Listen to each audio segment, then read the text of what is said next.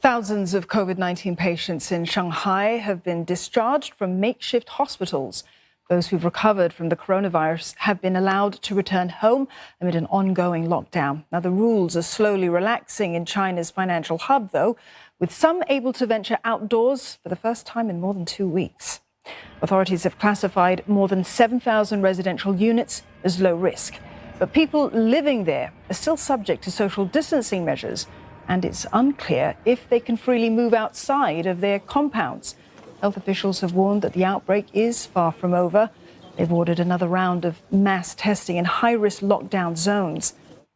Now, it's all been too much for the US State Department. It's ordered all non-emergency staff at its Shanghai consulate and their families to leave, citing the clampdown and what it calls the arbitrary enforcement of local laws.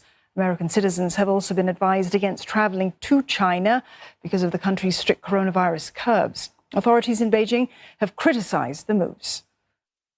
我们对美方把人员撤离问题政治化、工具化表示强烈不满，坚决反对。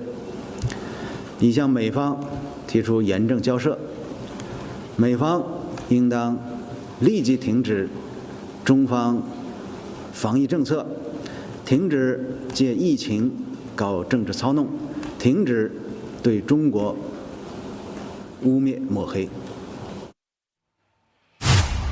For more, Lo Minmin joins us live now from Shanghai. Minmin, lockdowns have been lifted in some areas. What can residents do and what can't they do? Well, the government has divided the city into 3 categories. There is the lockdown area, and this means residents can't step out of their doors.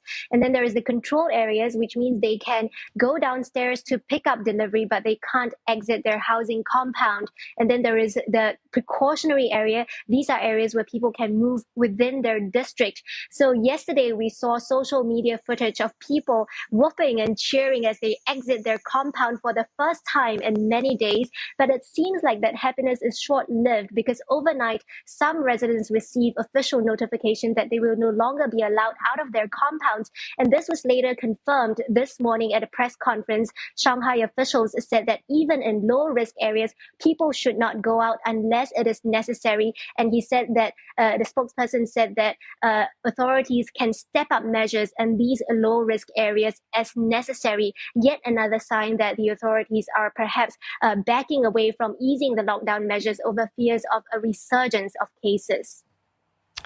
And Minmin, is there any indication at all as to when authorities might actually come out of lockdown?